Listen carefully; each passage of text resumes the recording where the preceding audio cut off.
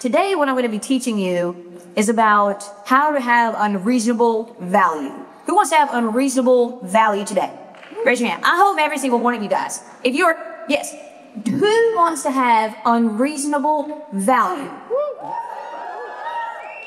Who wants to be the person that when I was at the front desk earlier today and I was going to go powder my nose, I was stopped by the person at the front desk, Miss Amanda Chandler. And she said, Ashley. She's like, your whole crew here, they all do life insurance, don't they? I said, yes, ma'am, they do. How'd you know? And she said, well, everyone's been talking about it. Can I get life insurance from you? I need you to lean in. Because I asked her, I said, Amanda, there's all these people here, thousands of people. Why did you ask me? And she said, it's really quite simple, Ashley. She knew my name.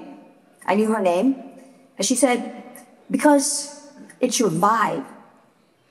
It's your vibe. Who wants to have that vibe? Raise your hand. Because that vibe is going to make you a lot of money.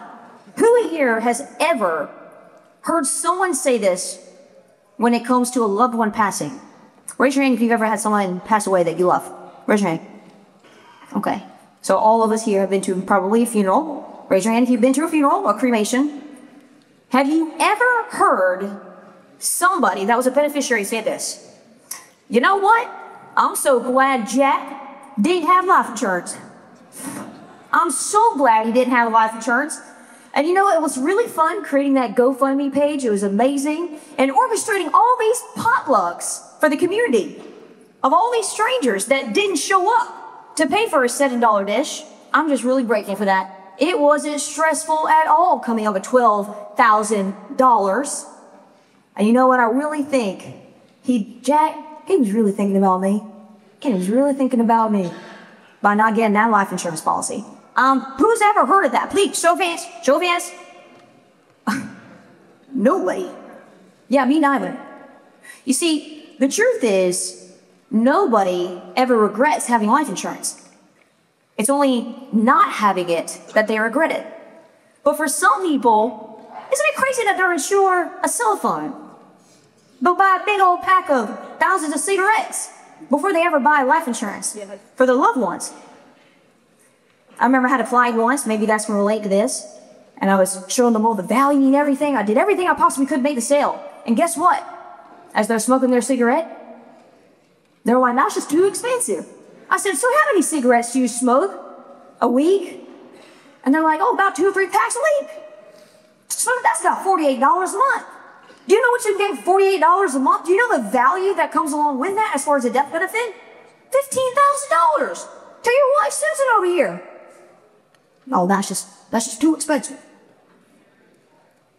Per LIMRA stats for 2024, 70% of Americans have a life insurance policy, whether it's individual or group.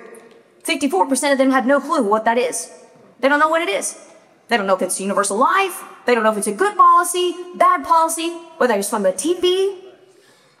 There are 343 million Americans right now in the United States, Mom, and 126 million of them are over the age of 50.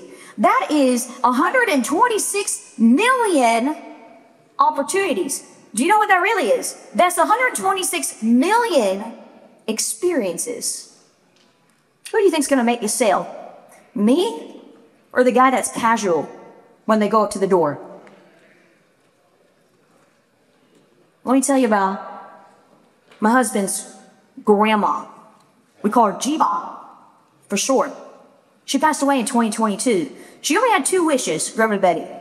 She was a hoot man. Anytime, I always remember because every time I go by Bojangles, I always think of Grandma Betty. Anybody ever drive by somewhere or eat something and it reminds you of your loved one?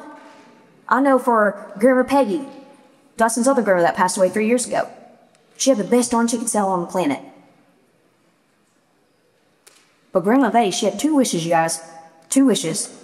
Nate, her 2 wishes were this. Don't put me in a nursing home, and don't you dare cremate me. I want you to bury me right next to my sweetheart Bruce.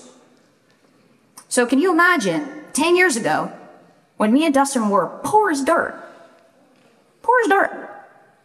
had congestive heart failure, she had COPD, she had the whole laundry list, right, Dustin? We couldn't even insure it. And when we asked her 10 years ago, do you have life insurance, Grandma? She said, yeah, I got a $7,500 State Farm whole life policy. And we were like, oh, thank God, please keep it. Please keep it. But me and Dustin looked at each other and were like, $7,500? That ain't gonna cover a burial. You know what the price of a burial is right now. It's about $12,000 to $15,000 right now. Shoot, you can cremate somebody for $7,500 right now. 2 weeks before death. Did she go into a nursing home? Nope. We kidnapped her. Legit, we did, didn't we? We kidnapped her. And she was in our living room on the best hospital bed. That way she could see the grandkids coming in and out, and laughing with them. Thanks, Katie. Because that's what happened to her dad. She said, Ash, you gotta put her in the living room. Don't put her in the back room. You put her in that living room so she can still feel life. 2 weeks before she passed away, she handed Dustin $7,500 of cash. We had the money, you guys. 2.5 years ago when she passed away, we had the money. We would never put her in a nursing home. I've told the whole family, you're never going into a nursing home. My parents that are getting older, we have a room right on the first level of our house. So just in case a family member, we prepared for that.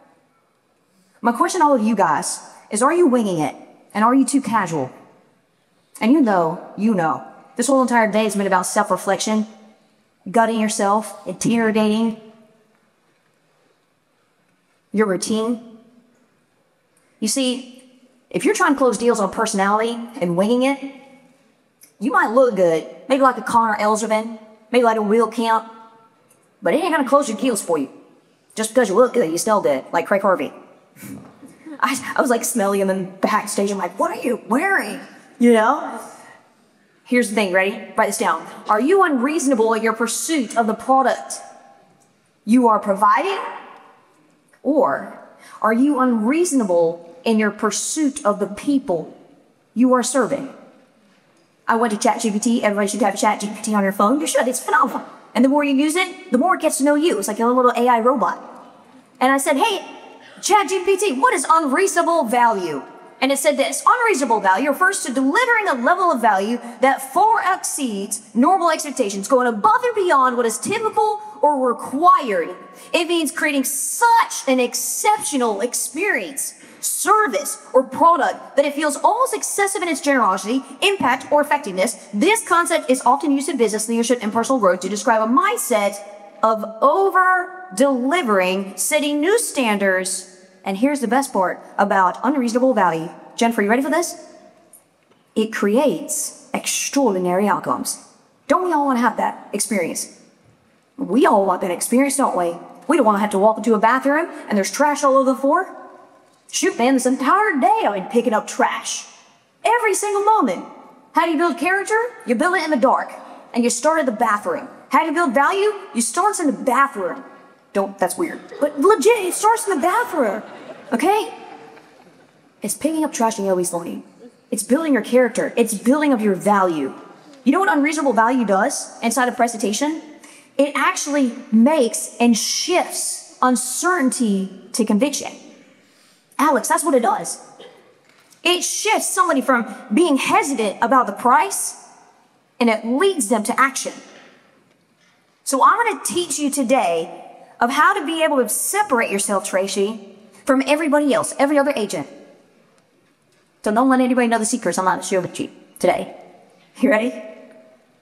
What separates you? What's your benefits package? I need you all to write that down. What do people get when they get you?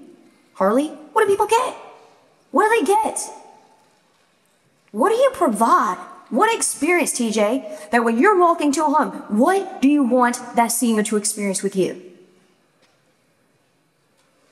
You know what we're not in the game of? We're not in the game, y'all, of customer service. We're in the game, Cody, of customer experience acquisitions. That's what we're in the game of. Providing that experience for them. What's the difference? Customer service is answering a question. Customer experience? It's making them feel heard, valued, respected. And over the next few minutes, I've named this the Triple X Value Add Strategy. Just 3 ways on how you can what? Value add and increase your sales, increase your persistency like a Mike Camerata. I said, go, bro. What is your persistency at right now? He said, I go about 92%. I said, holy sugar nuts, not shnikes. I said, holy sugar nuts. Dude, Mike, I'm so proud of you. You want to increase those persistency levels? You want to increase those ratios? And then I'm going to leave you with a secret weapon of what you're really going to experience. What you are going to experience when you have unreasonable value. So I want to show you this quick little video. And this is what you say when you keep getting these robocalls that keep completely harassing our seniors out there. You ready? Oh. Did it work? Oh, yeah. I'm glad she came back. Thank the Lord for. That's right. And then so we increase your coverage.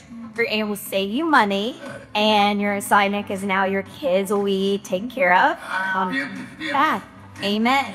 So what you're saying is that what we do matters, but then also life insurance matters, yeah? Amen. Amen. So you recommend us everything? Yeah. Oh. All right. A+. By some. With all my food, y'all. That's right. That's right. Oh man, you guys, what's my point here? When value exceeds price, yes, amen. Dude, when I did that presentation, I'm like, I don't understand a word this gentleman's saying, but we're gonna roll with it. He's got a smile on his face, so we're moving forward, okay? When value exceeds price, people buy. When value exceeds price, people buy. Jordan Smith taught me this many years ago. When value exceeds price, people buy. Ready? I'm gonna teach you two different things. You got transactional, and then you got transformational. What's transactional? That's the casual agent that says, hey, for $80 a month, you get $15,000 life insurance policy. Miss Johnson, are you sold? And then what did she say? Oh, yeah, that's just too expensive. I really appreciate it. I gotta think about it. What's transformational? This is transformational. You ready? Transformational is, Miss Johnson, for $2.50 a day, you're gonna secure a $15,000 death benefit. And it's gonna instantly be available to your loved ones. Your wife, Susan. And Jack, your kids, is gonna take care of their college in case you pass away even earlier. So they don't have to scramble, they don't have to stress, they don't have to worry, that they can actually grieve because of your loss. And they can think about all the memories that you guys had together. Jack, this is honoring your life and your legacy, just as you would want it. What do you think Jack's gonna say? Yeah. You know, here's the crazy thing, is why does a potential client hesitate when you show them the price? You know why they're hesitating? It's because there's no emotional connection that you've been providing for them. None. So that's probably why they're hesitating. Get this, write this down, Alex, ready? It might be the right time. It might be the right product, the right policy, the right price. But if you're not the right agent, they ain't gonna buy from you. They're not gonna buy from you. And you can reverse that even when it comes to building an agency. So how do you become the right agent? You become an agent that has unreasonable value, Scott. That's what you do. So you ready for this? Key takeaway here when it comes to that first point, when value exceeds price. Price is just a number. That's all it is. It's just a number, y'all. Okay, Martin? And so if it's just a number, then what is value? Value is the feeling that makes the number worth it. That's value. So how can we enhance if we're understanding the value, the price of it? Okay, well, what about the second point? Check this out. I know all of you guys have that fun, amazing senior, okay? So do I. His name is James Hansley, all right? Isn't that James? Phenomenal. Every time it rains, the boy is texting.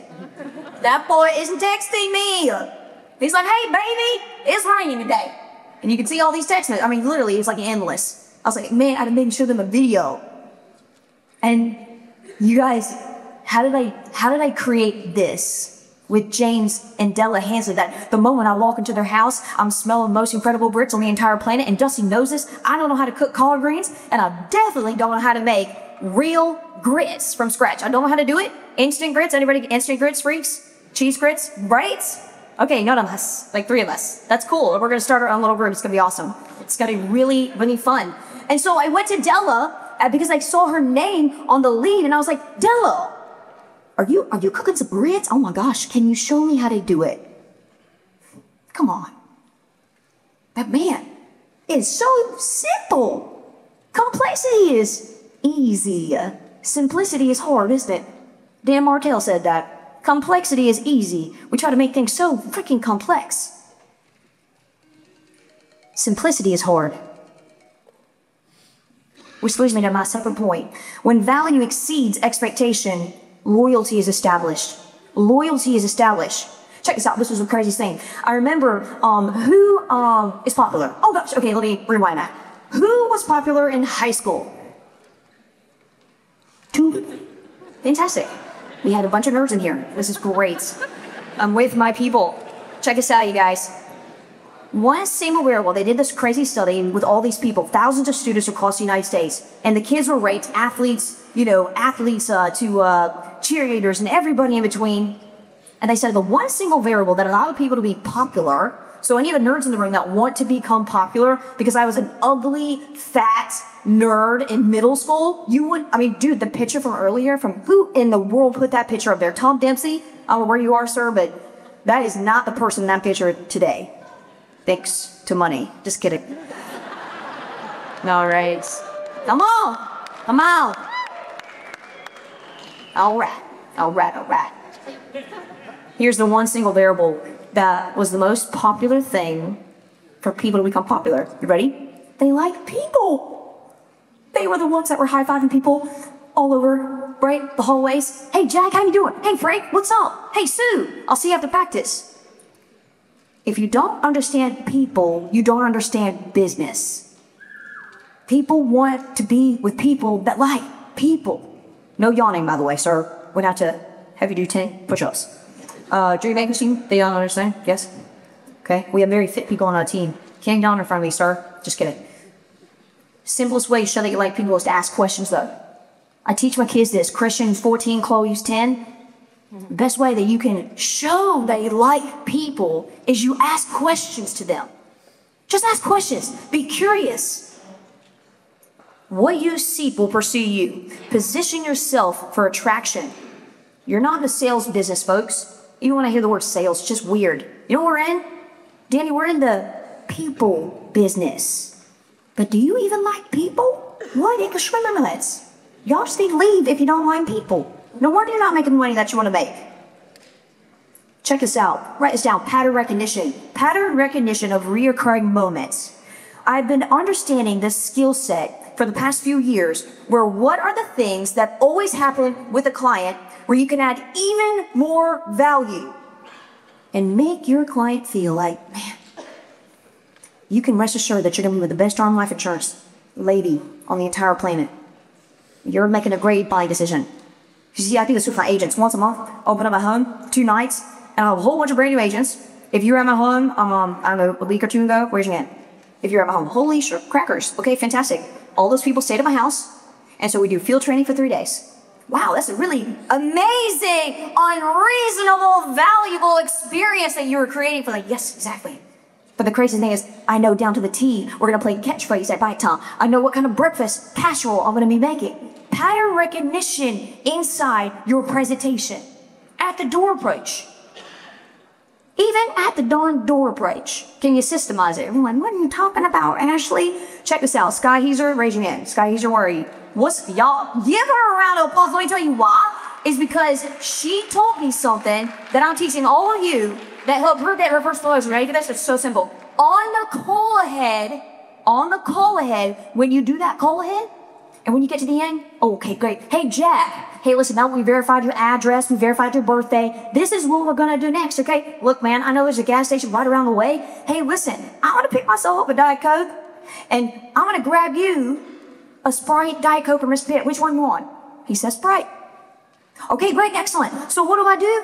When I see Mr. Jack or James or Scott, hey, man, I got your Sprite. Right? Oh my gosh, they're gonna let me right in. That reciprocation, that connection that's already established. What about Monica Hayes? Raise your hand, Monica Hayes. She told me this and it's absolutely brilliant.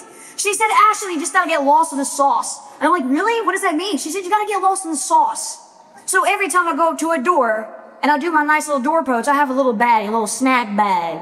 And I call it the snack bag attack. So what do? I say, hey, I'm gonna go grab that information, drop it off with you, go over with you, Miss Johnson, and listen, here, hold my snack bag, pick out whatever snack you want. Who likes snacks? How about a chicken biscuit? How about another chicken biscuit? Here's another chicken biscuit, and another cold chicken biscuit, and we've got some granola bars. Sorry, Your Honor, I apologize. We're gonna do one at a time so that it doesn't freak everybody out. Like, hey, who doesn't like snacks? Unreasonable value is an investment. Unreasonable value is an investment. You cannot have a return on investment without what? An investment. Referrals aren't asked for. They're earned, aren't they? Shoot, man, I'm that person that's going to get some snacks to you. So when they come, when I ask, who can you introduce me to? Like Jordan has taught us so many times, don't say who can you refer me to. Who can you introduce me to? So they can get some free snacks. When I say get lost in the sauce, I'll go straight up to the neighbor. Hey, Miss John, I don't know who your name is. Hey! Yeah, I just stepped out, Miss Johnson. Hey, listen, I'm the benefits coordinator. I'm a little lost. And I can't find 123 Main Street. Hey, listen, I've got all these snacks. I see all your grandchildren here. Hey, go and grab a bunch of snacks. And I'll see you after I help Miss Johnson when it comes to her benefits. This is not manipulation. You know what it is? It's contribution. It's not manipulation. It's not persuasion. It's contribution. Can you remember their name? Can you be present in the moment? And here comes my last point. What if your last experience was somebody's last experience? What if you were their last conversation? What if you met a guy like Benjamin Lancaster, who was only 4 years old, that was battling cancer, and then Michaela Molly calls you, and she says, Ashley, the mom of Benjamin Lancaster, she had to cancel his policy because she couldn't afford the premiums because she lost her job because he has cancer because she's got to go to Chapel Hill all the time. And Michaela, in tears, begged me, can you please call Mutual Law? Please, there's got to be something that we can do because we can't reinstate this because of the health questions. They have cancer on their reinstatement questions. So what did I do? Within 2 seconds, I call Gwen, Mutual Law. They reinstated the policy. And then there was an anonymous donor that came, his family, thank you, Michaela, and paid for the entire year, which I'm not supposed to do that, but paid the entire year of premiums. Unreasonable value? And then I said, hey, you know what? Absolutely, give Michaela a hand.